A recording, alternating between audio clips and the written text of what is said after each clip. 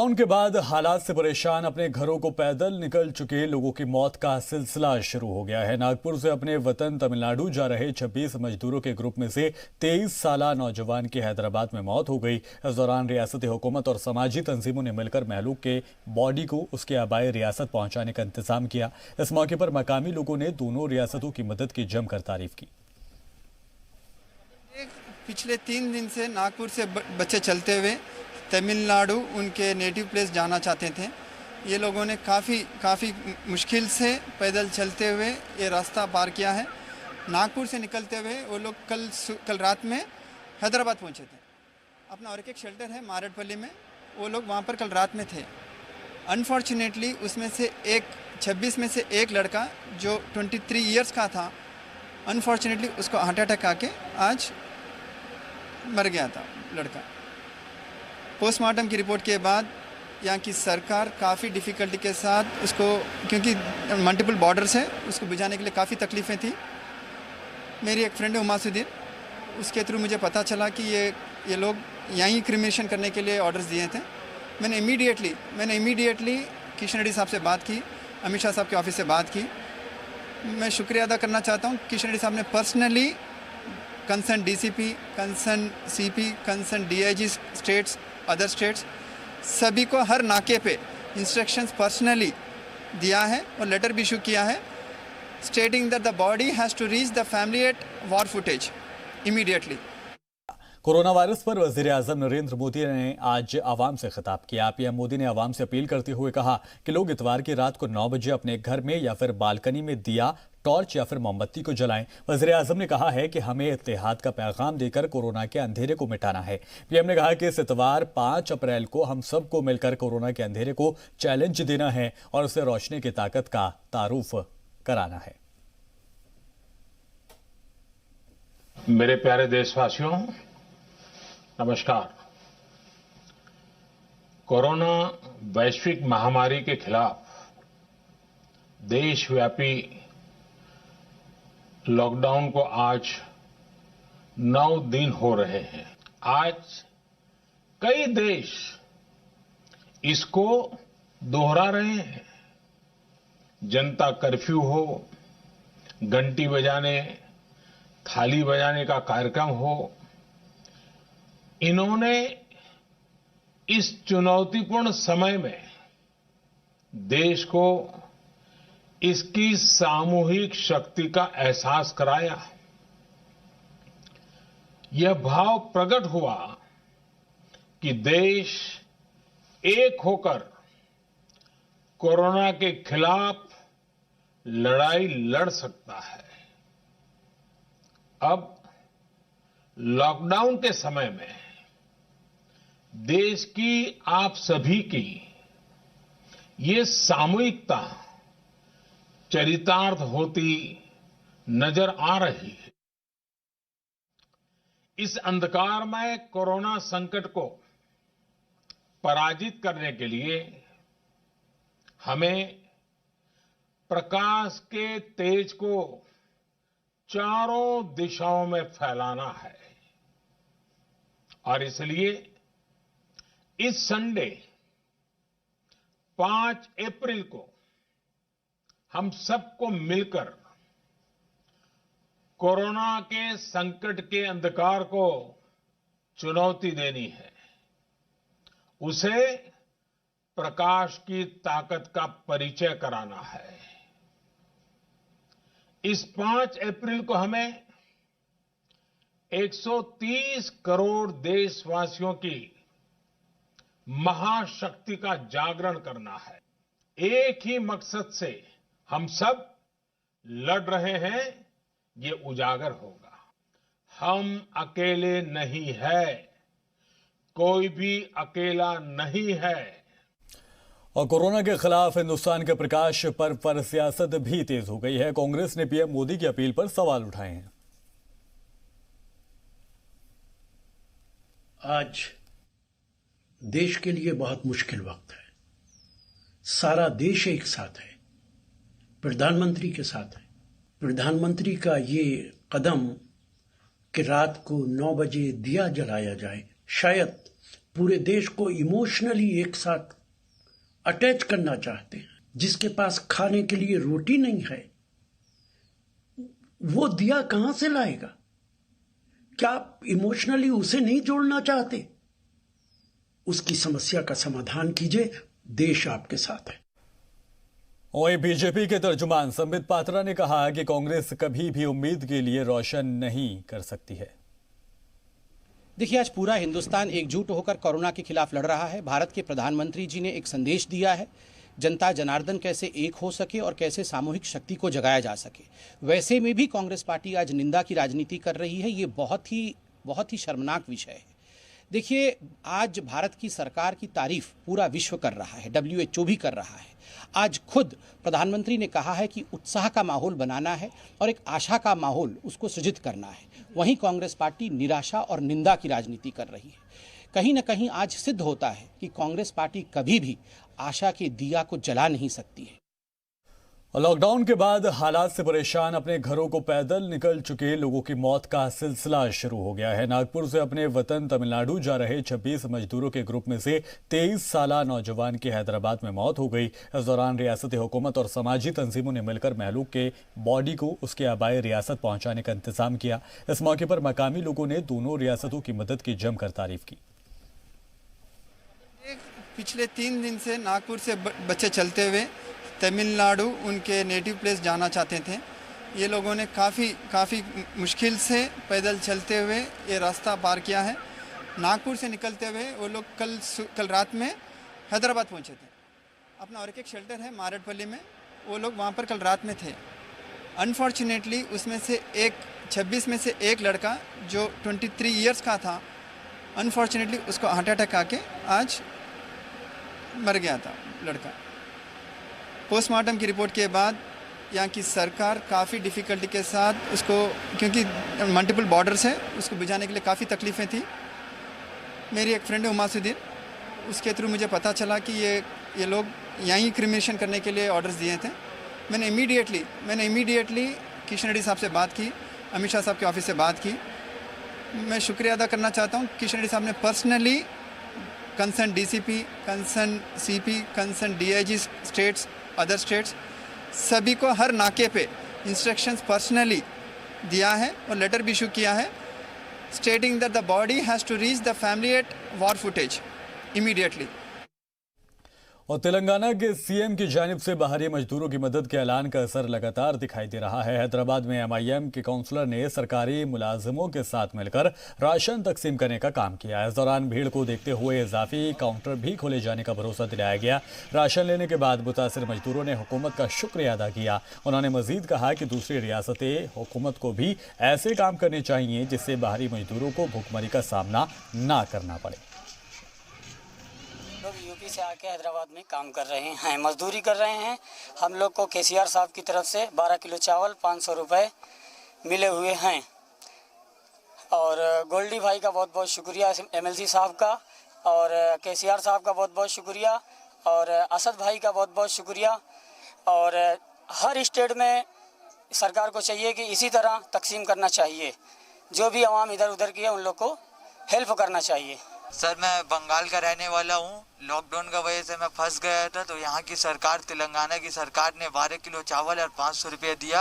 हर state में इसी तरह से काम होना चाहिए जो हिसाब से तेलंगाना में हो रहा है। और यहाँ का सरकार बहुत अच्छा है, कोई डिस्टर्ब भी नहीं हुआ, आराम से 12 किलो चावल और 500 रुपये मिल। बैरिस्टर साहब की तजवीज़ पे जो हुकूमत तेलंगाना ने, जो बाहर के जो लोग हैं, बिहार, झारखंड, उत्तर प्रदेश, मगरबी बंगाल, आसाम, कर्नाटक, महाराष्ट्र के जितने लोग यहाँ पर लेबर तबका है, जो बिज़नेस करते हैं, जो गरीब लोग हैं, उनके लिए 12 किलो चावल और 500 रुपये कैश दे रहे हैं। यहाँ पर MRO बहादुरपुरा मेरे साथ में यहाँ मौजूद है। मैं उनसे ये कहा कि भाई यहाँ हज़ारों की तादाद में लोग यहाँ ठहरे हुए अपनी बारी का इंतज़ार कर रहे हैं। मैं उनसे गुजारिश किया कि 2 काउंटर और एक्स्ट्रा लगाइए, तो तजवीज़ को आपने कबूल किया है। उन्होंने कहा कि 2-3 लड़के हम यहाँ पर मजलिस इत्तेहादुल मुस्लिमीन के वर्कर्स को यहाँ पर हम प्रोवाइड कर रहे हैं MRO साहब को।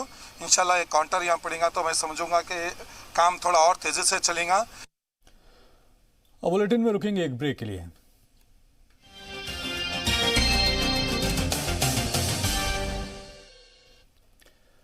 और ब्रेक के बाद खबरों में आगे बढ़ेंगे। तेलंगाना के सीएम की जानिब से बाहरी मजदूरों की मदद के ऐलान का असर लगातार दिखाई दे रहा है। हैदराबाद में एमआईएम के काउंसलर ने सरकारी मुलाजिमों के साथ मिलकर राशन तकसीम करने का काम किया।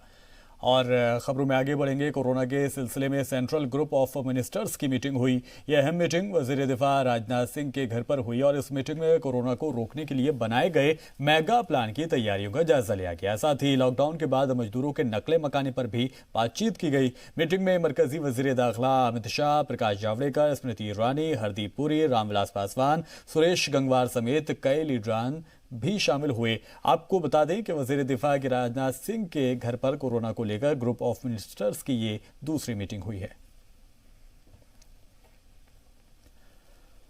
मरकजी वजीर सेहत डॉक्टर हर्षवर्धन ने बताया कि हिंदुस्तान ने कोरोना के खिलाफ लड़ाई बर वक्त शुरू कर दी गई थी। आज दिल्ली के 2 बड़े अस्पताल आरएमएल और सफदर जंग अस्पतालों का दौरा करने के बाद डॉक्टर हर्षवर्धन ने कोरोना के खिलाफ जंग लड़ रहे डॉक्टर्स और तिब्बी अमले की सताइश की। डॉक्टर हर्षवर्धन ने उम्मीद जाहिर की है कि बहुत जल्द हिंदुस्तान कोरोना के खिलाफ जंग में कामयाबी से हमकिनार होगा। हमें पूरा विश्वास है कि जिस प्रकार से पूरे देश में पूरा मेडिकल प्रोफेशन का परिवार और उसके साथ साथ जो हमारा सरकारों के अंदर जो दूसरे विभिन्न विभाग हैं, वो सब लोग जिस तरह से एक परिवार के रूप में मिलकर काम कर रहे हैं, कोरोना के खिलाफ जंग को हम बहुत जल्दी सफलतापूर्वक जीतेंगे। और पूरी दुनिया इस वक्त कोरोना वायरस की परेशानी से जूझ रही है। इसी के तहत हिंदुस्तान में 21 रोजा लॉकडाउन जारी है, लेकिन ऐसे हालात में डॉक्टर्स ड्यूटी पर मुस्तैद हैं। अपने जिम्मेदारी को समझते हुए केरल के खातून डॉक्टर ने अपनी जिंदगी के सबसे खुशगवार लम्हे को टालना उसका चर्चा में बन गया है। एक रिपोर्ट आपको दिखाते हैं।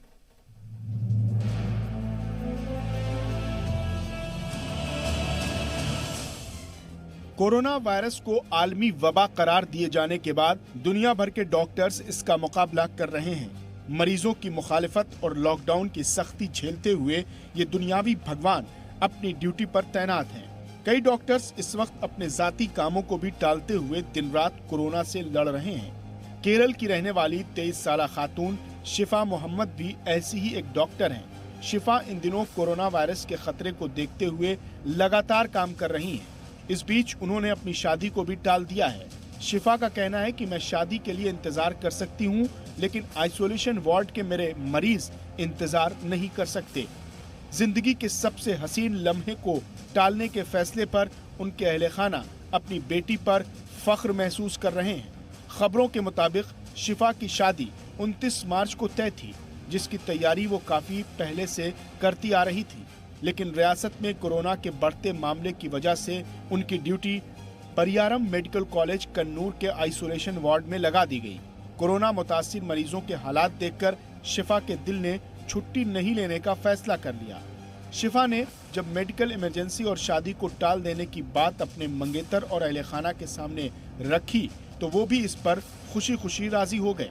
किसी के लिए शादी का दिन बहुत बड़ा होता है। तय तारीख से ठीक पहले इसे टालना आसान नहीं होता। हिंदुस्तान की ऐसी बेटियों की संजीदगी को देखते हुए शायद किसी शायर ने क्या खूब कहा कि सांस का मतलब जान नहीं है, जीना कोई आसान नहीं है। प्यार की बाजी हार गए तो हार के भी नुकसान नहीं है। ब्यूरो रिपोर्ट, जी मीडिया। और तबलीगी जमात से वाबस्ता मौलाना साद ने एक वीडियो जारी किया है, जिसमें उन्होंने कोरोना के खिलाफ जंग में हुकूमत और तिब्बी अमले का ताउन करने की अपील की है। मौलाना साद ने कहा है कि आलमी वबा से बचने का वाहिद रास्ता यही है कि हम लोग एक साथ एक जगह जमा होने से गुरेज करें। मौलाना साद ने कहा कि उन्होंने खुद को भी क्वारंटाइन किया हुआ है। हालांकि इससे पहले उनका जो वीडियो सामने आया था उस पर वो काफ़ी उनकी तनकीद हुई थी। अस्सलामु अलैकुम वरहमतुल्लाहि वबरकातुहू। नहमदुहु व नुसल्ली अला रसूलिल करीम मा बाद। अऊज़ु बिल्लाहि मिनश शैतानिर रजीम। ज़हरल फ़साद फ़िल बर्रि वल बहरि बिमा कसबत अयदीन नास। इसमें कोई शक नहीं कि इस वक्त पूरी दुनिया में यह वबा हम इंसानों के गुनाहों का नतीजा है। इस वक्त यकीनी असबाब में दुआएं, इस्तिग़फ़ार की कसरत अल्लाह की तरफ मुतवज्जह होने और इनफरादी इबादत और अपने घरों में रहते हुए दावत और तालीम का अहतमाम करना है। ये अल्लाह रब्बुल इज़्ज़त के अज़ाब को हटाने का और उसके गुस्से को ठंडा करने का असल ज़रिया है। अलबत्ता ज़ाहिरी असबाब में एहतियात और तदाबीर का इख्तियार करना, जिसमें ख़ास तौर पर उलमाए हक़ की तरफ से जारी करदा हिदायत का अहतमाम करना है। नीज़ डॉक्टरों की हिदायत व इलाज का अहतमाम, हुकूमत व इंतज़ामिया का पूरा साथ देना, मसलन मजमा जमा न करना और इन हालात में हुकूमत और इंतज़ामिया की पूरी मदद करना ज़रूरी है। बंदा अज़ ख़ुद भी दिल्ली में डॉक्टरों की हिदायत के मुताबिक अपने आप को क्वारंटाइन किए हुए है। ये एहतियाती तदाबीर यकीन, तवक्कुल, ईमान बिल्लाह के हरगिज़ ख़िलाफ़ नहीं, इसलिए इन तदाबीर का इख्तियार करना ज़रूरी है। जहाँ जहाँ भी हमारी जमातें हैं वो वहाँ रहते हुए हुकूमत के क़वानीन की पाबंदी ज़रूर करें। फ़क़त वस्सलाम, बंदा मोहम्मद साद ग़ुफ़िर लह। कोरोना वायरस की वजह बदलते हालात के बीच कर्नाटक कांग्रेस के मुस्लिम लीडरान ने सीएम येदियुरप्पा से मुलाकात की है। इस दौरान उन्होंने हुकूमत से खौफ के हालात दूर करने की अपील की। वफ्द में शामिल कांग्रेस के सीनियर लीडर सीएम इब्राहिम ने लॉकडाउन जल्द से जल्द खत्म करने की भी मांग की। उन्होंने कहा कि अगर ऐसे हालात रहे तो लोग भुखमरी से मरने लगेंगे। इस मौके पर सलीम अहमद ने आशा वर्कर पर हमले की मजम्मत की। बातचीत अच्छी हुई है। अब देखिए कर्नाटक के अंदर काम अच्छा हो रहा है। मुख्यमंत्री जी का हम साथ जो है पूरा हम लोग साथ दे रहे हैं, इसमें कोई दो राय नहीं है। और दूसरा जो है, जहाँ तक छोटी मोटी झटप हो रही है, पुलिस पकड़ना मारना, ये हमने कहा कि भाई आप मारे मत लोगों को, गरीब है। ये कोरोना वायरस से ज्यादा भूख से मर जाएंगे। हमने मुख्यमंत्री से कहा आप केंद्र से अनुरोध कीजिएगा ये कब तक लॉकडाउन रहेगा, क्योंकि रियासत में जो है काम होना है कि आप सरकार कब तक देगी, महीना देगी, 2 महीना देगी, उसके बाद तो जो है लोग भूखे मर जाएंगे। कुछ ना कुछ उपाय सेंट्रल गवर्नमेंट को करना है, क्योंकि कारखाने अगर बंद है, जीएसटी नहीं है, हर इनकम जो है गवर्नमेंट का डाउन होते जा रहा है, पूरे विश्व में हो रहा है। भारत इसे संभालने की ताकत नहीं है। जहां तक लॉकडाउन खोल सकते हैं, फैक्ट्रीज हैं, कंस्ट्रक्शन है, और दूसरा जो है फूड इंडस्ट्रीज है, यहाँ पर जो है तात्कालिक खोलने का काम जो है अगर करें तो अच्छा होगा। The thing is now government is doing and we are also supporting the cause whatever is there, but before clapping door the central government was not at all prepared for such an event, and I feel that government, the Prime Minister and the cabinets has to concentrate more on that issue. See, it was a misinformation to those people.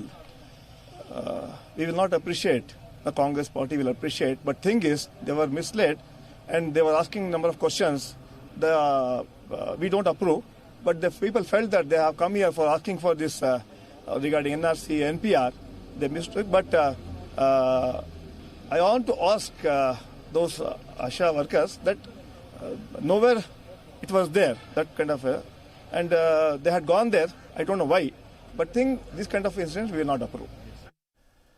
और corona virus के तमिलनाडु में बढ़ते असरात को देखते हुए इंतजामिया ने नए इंतजामात शुरू कर दिए हैं। रियासती वजीर सेहत विजय भास्कर ने नए अस्पताल का जायजा लिया। उस दौरान मरीजों से बात कर उनको मिलने वाली सहूलियात का भी जायजा लिया गया। विजय भास्कर ने मुतासर मरीजों को हर तरह की मदद की यकीन दहानी कराते हुए आलमी वबा से मिलकर लड़ने की अपील की।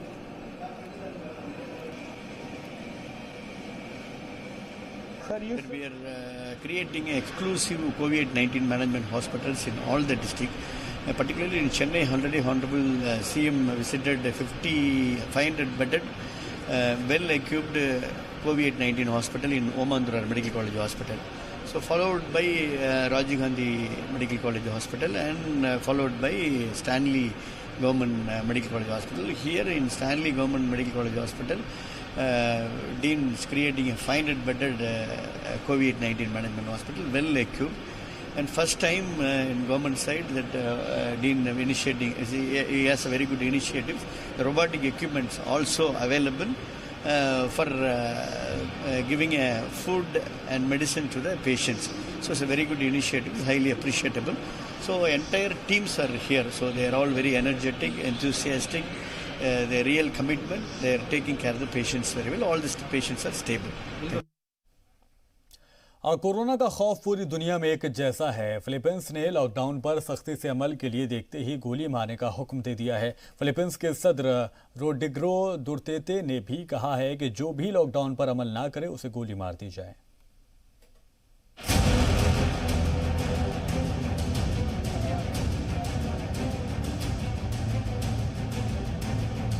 फिलीपींस में अगर तोड़ी पाबंदी तो पड़ेगी गोली। कोरोना पर तोड़ा लॉकडाउन तो होगा नॉकडाउन। जी हां, अगर फिलीपींस में कोरोना के बचाव के लिए लगाया गया लॉकडाउन तोड़ा तो गोली मारने के हुक्म हैं। मुल्क को कोरोना के कहर से बचाने के लिए सदर रोड्रिगो दुर्तेते पाबंदियां तोड़ने वालों को शूट एट साइट के ऑर्डर दे चुके हैं। फिलीपींस के सदर रोड्रिगो दुतेर्ते ने अपनी हुकूमत और पुलिस इंतजामिया से कहा है कि जो भी लॉकडाउन की खिलाफ वर्जी करते हुए पकड़ा जाए या कोई परेशानी खड़ी करे तो उसे फौरन गोली मार दी जाए। दुतेर्ते ने अपने मुल्क की सिक्योरिटी फोर्सेस से कहा है कि ये पूरे मुल्क के लिए इंतबाह है। इस वक्त हुकूमत की हिदायत पर अमल करें, किसी भी सेहत से जुड़े मुलाजिम और डॉक्टर को नुकसान न पहुँचाएं। ये एक संगीन जुर्म होगा, इसलिए मैं पुलिस और सिक्योरिटी फोर्सेस को हुक्म देता हूँ कि लॉकडाउन के दौरान परेशानी पैदा करने वालों को गोली मार